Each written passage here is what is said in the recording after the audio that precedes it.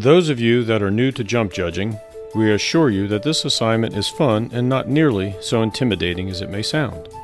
A horse trial is composed of 3 phases, or tests, for a horse and rider.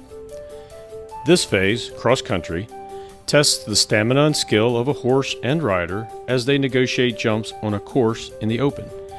You will be the eyes and ears of this phase and report back to the officials what you observe. You will radio into Control Central what occurs for each competitor at your jump and record that information on a score sheet.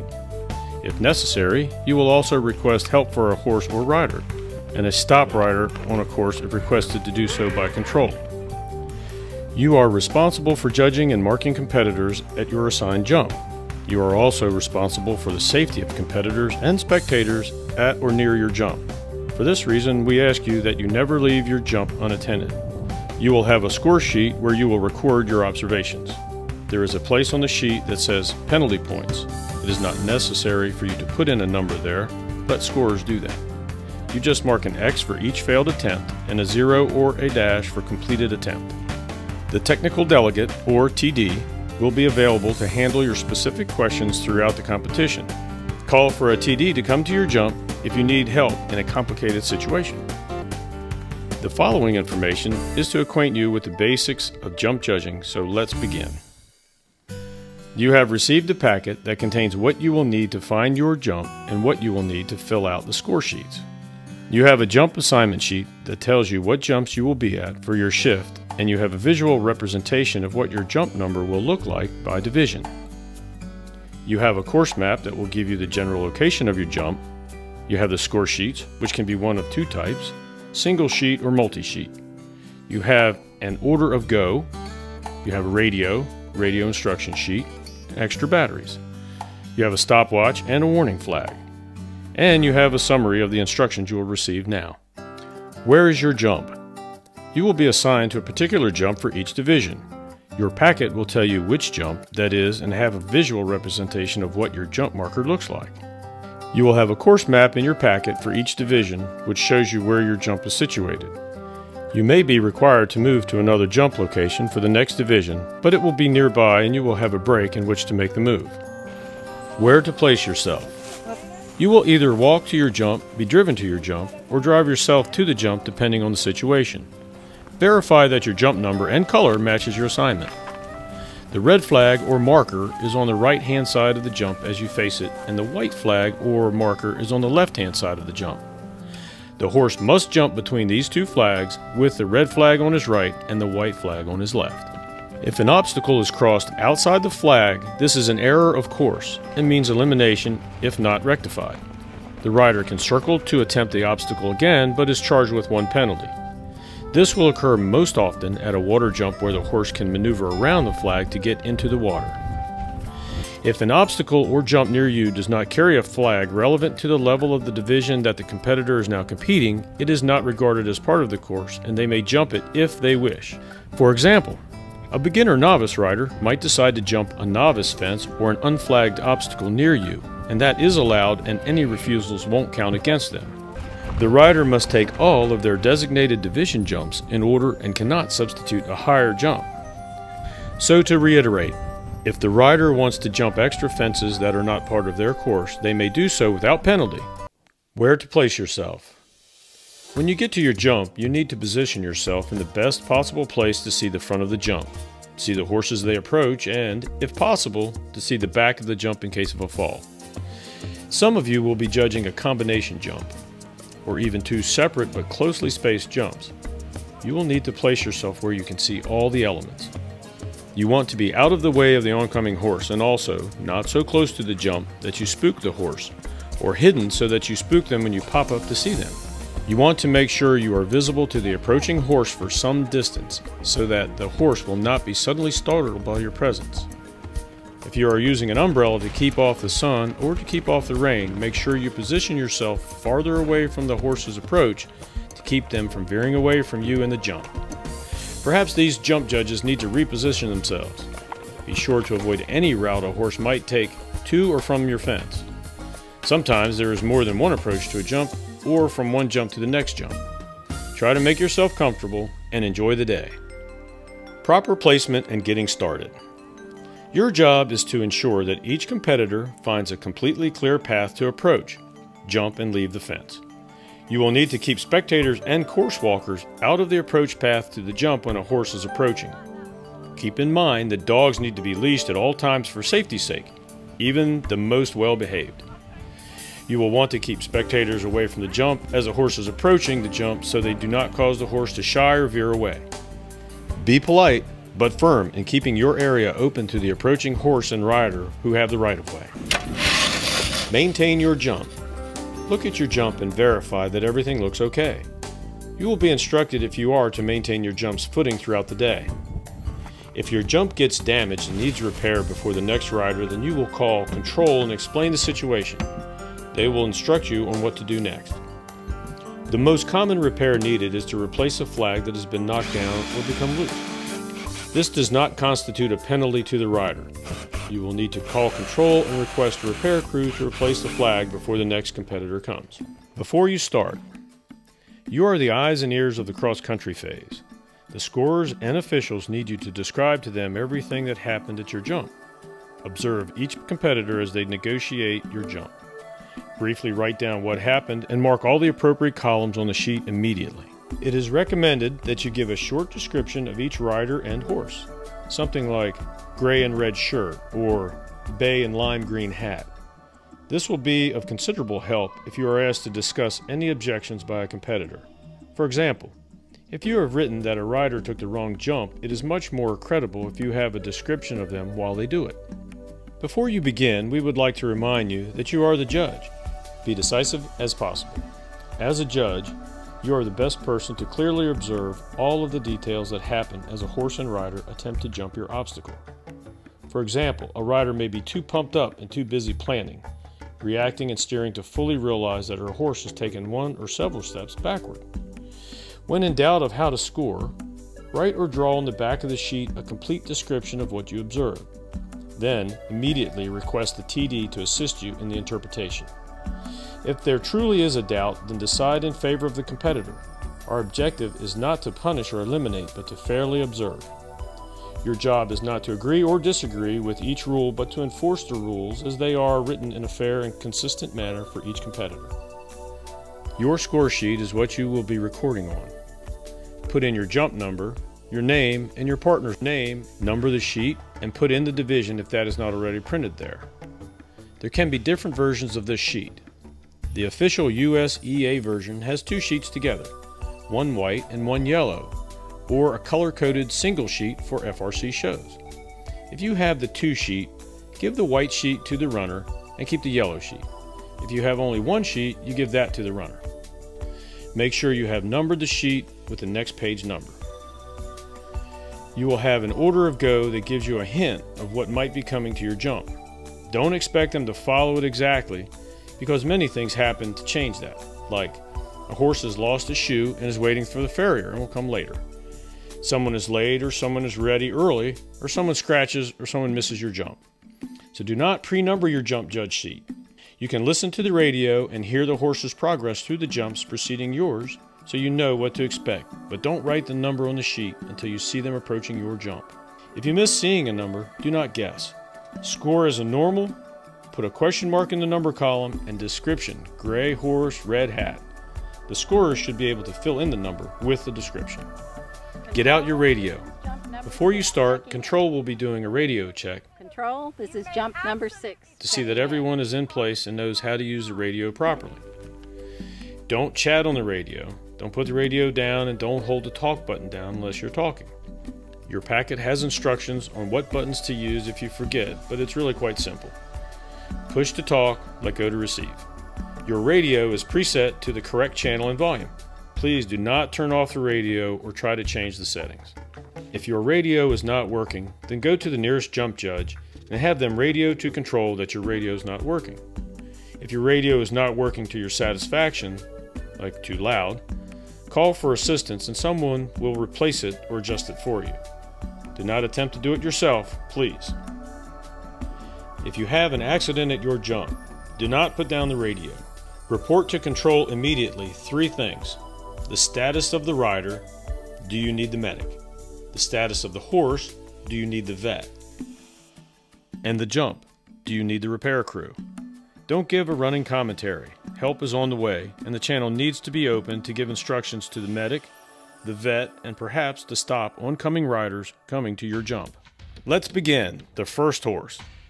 What you will say on the radio after a rider jumps clean is, number 1, clear at jump 6, and write a 0 or a dash to indicate a clear round. It will help if there are any questions if you will write a short description of the horse and rider, gray and red shirt, to indicate that this is the rider you observed. You will continue to observe and record for about 10 to 12 riders. Use as much space as you need to record comments on any difficulty or use the backside of the sheet. At frequent intervals, someone, who is the official courier or runner, will come and collect your sheets. Please don't give your sheets to anyone else since the runner is responsible for getting the sheets to the scorers. Missing or unidentified jump judge score sheets hold up the entire scoring operation, so be sure your jump number is written on the sheet.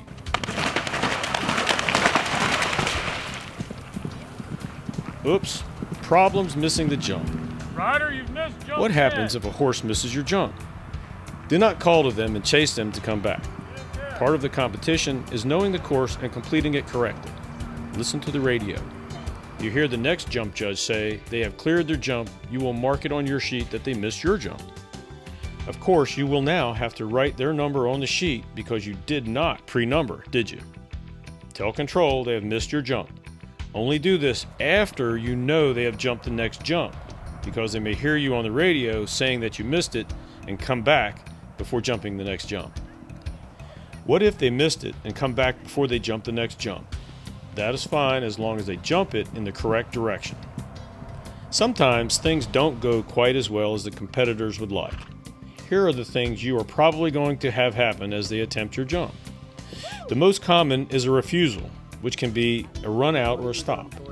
You see the horse coming and he is approaching your jump and suddenly he veers away or stops in front of the jump. That is a refusal. The horse has clearly stopped its forward motion.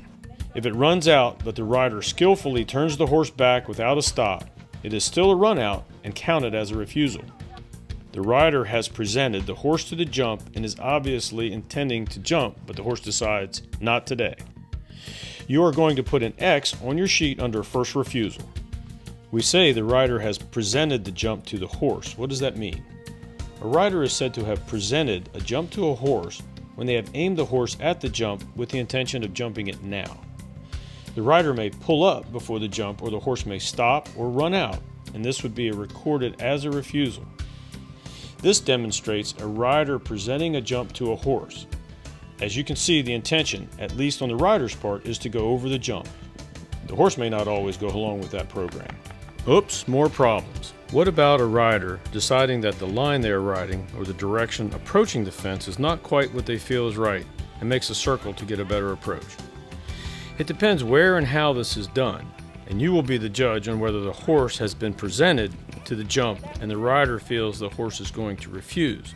So the rider circles to gather the horse to convince him that this jump needs to be jumped. Here a rider is adjusting her approach. You can see that she has not presented the jump to the horse, but is obtaining a better approach for herself. Here we see a rider who has presented her horse to the jump but decides it's not going to work and tries to reapproach the jump. Sometimes it requires you to have an imaginary line before the jump that you view as the presentation area. When they have crossed that line, the horse has clearly been presented to the jump, and a failure to complete the jump will be recorded as a refusal. If you have a refusal like this horse, you will radio to control. Number 8, refusal at jump 11. Write down what has happened on the back of the score sheet so that you will be able to cover this with a TD if there are any questions later. Again, be sure to describe the horse and the rider.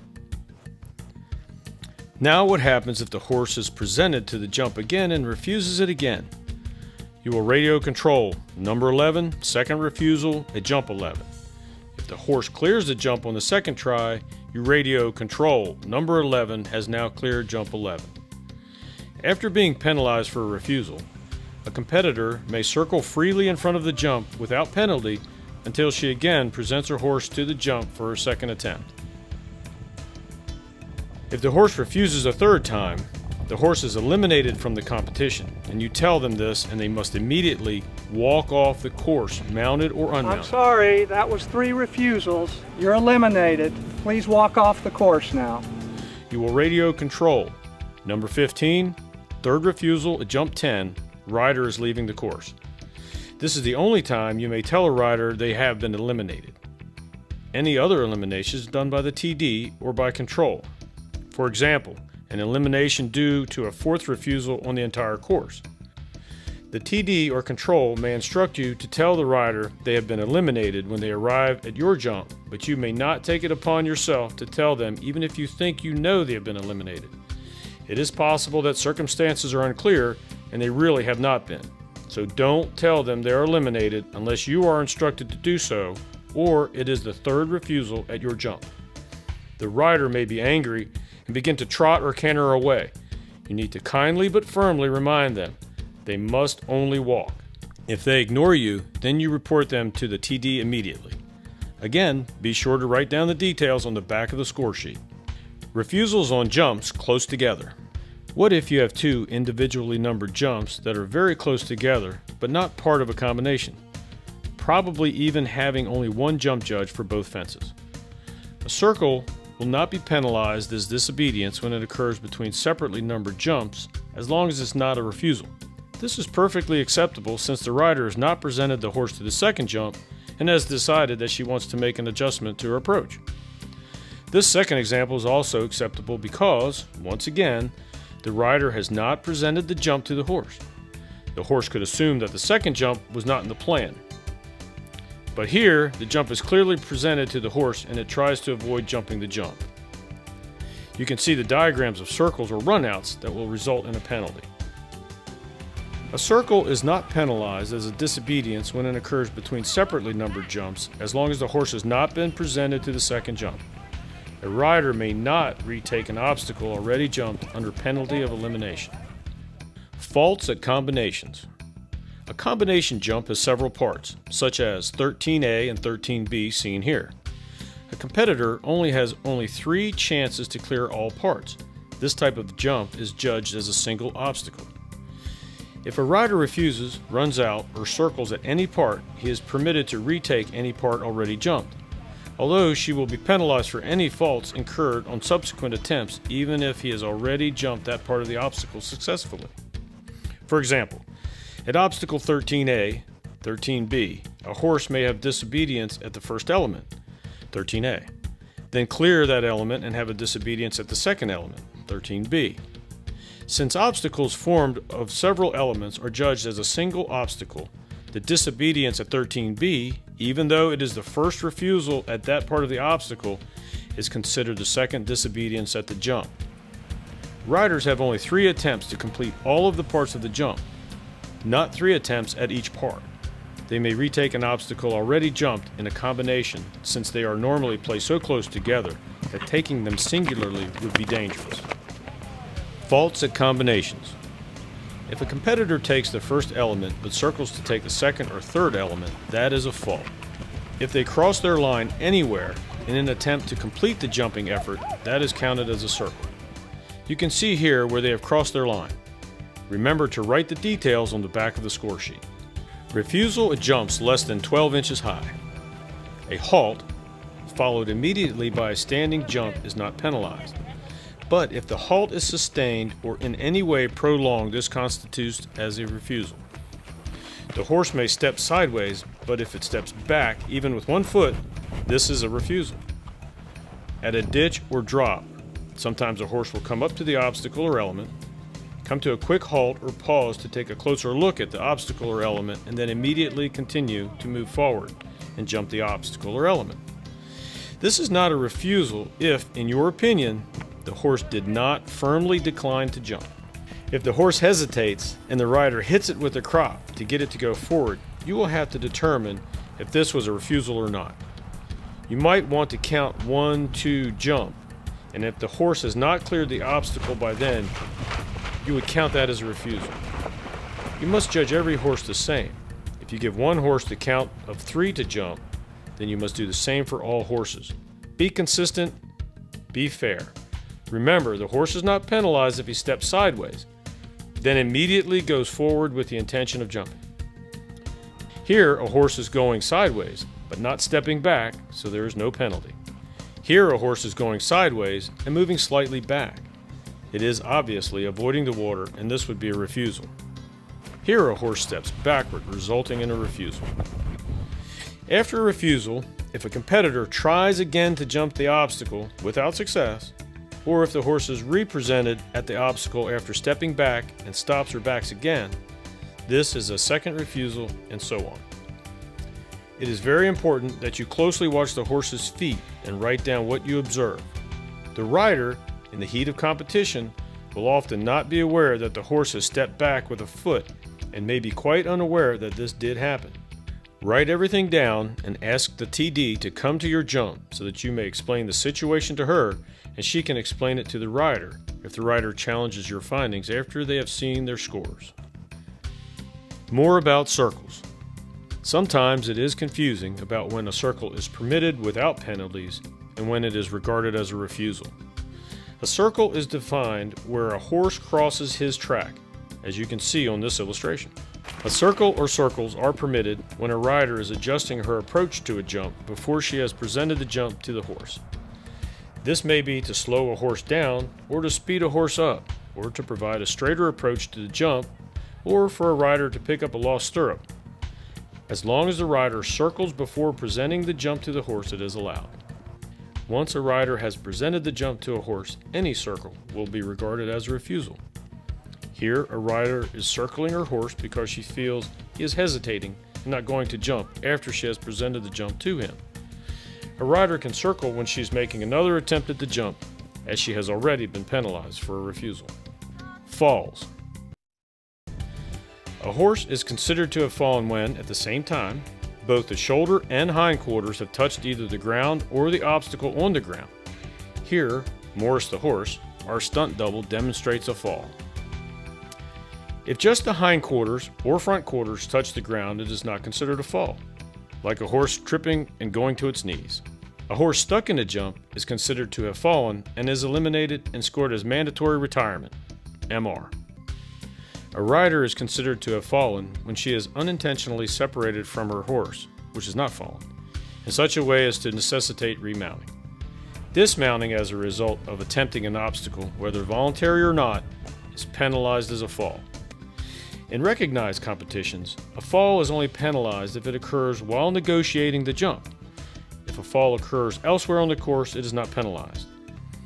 A rider may voluntarily dismount to adjust the saddlery or retrieve a crop or glasses without penalty.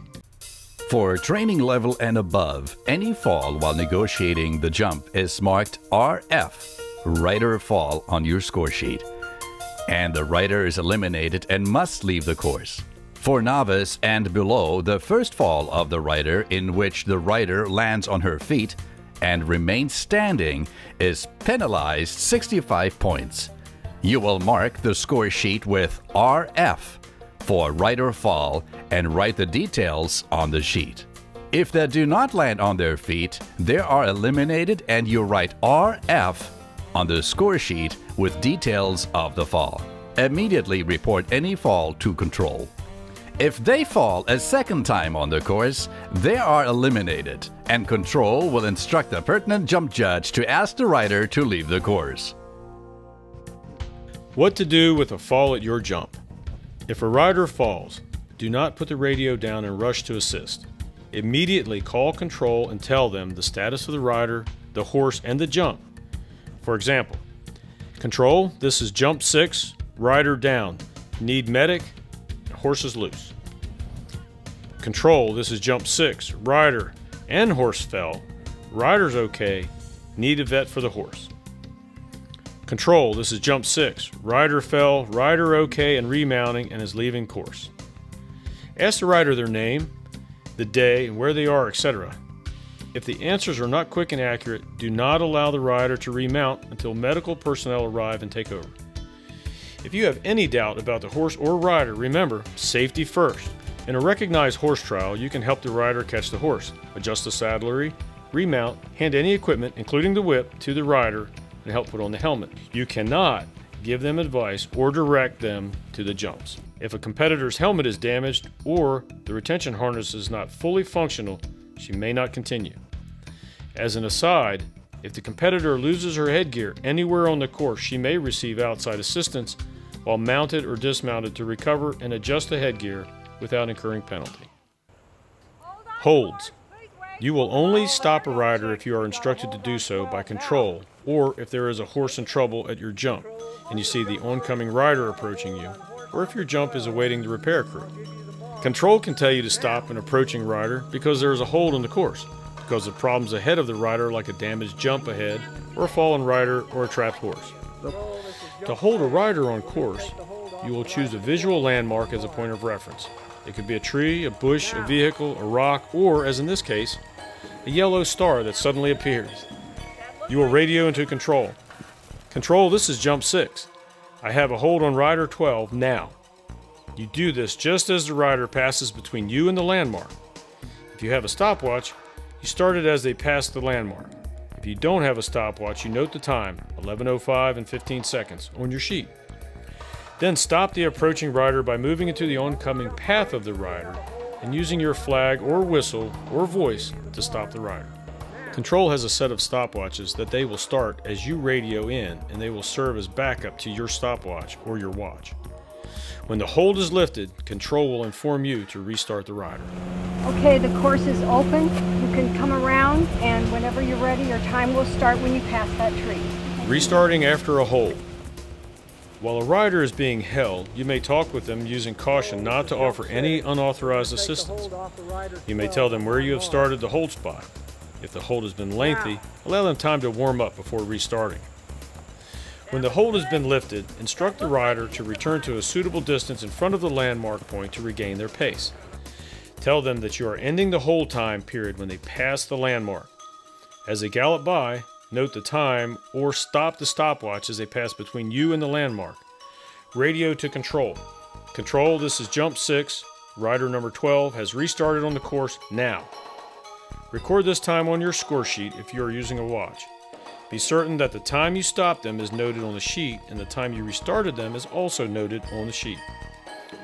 This time will be deducted from their total time, so it is very important that we know the total length of time they have been held. With a stopwatch, put down the elapsed time. Overtaking.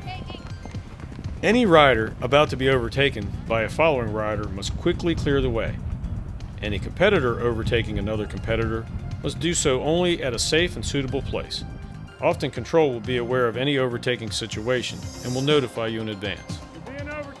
When the leading competitor is before an obstacle and about to be overtaken, she must follow your directions. Sometimes the rider does not know a horse is behind them and you may request the slower horse to yield. However, if the slower rider has committed to the jump, you should let them proceed over the jump. The following competitor is only to jump the obstacle in such a way that will cause no inconvenience or danger for either. They may have to circle to avoid running into the slower rider, but they should not have presented their horse to the jump without the proper clearance. If you perceive that the faster rider is going to overtake the slower rider before the jump, You're being overtaken. Please pull off to the side and allow the other horse to pass. and there is enough time and room, you may stop or redirect the slower competitor before the jump and allow the faster competitor to jump first. The faster competitor always has the right of way, unless stopping the slower competitor would present difficulties or danger to either one.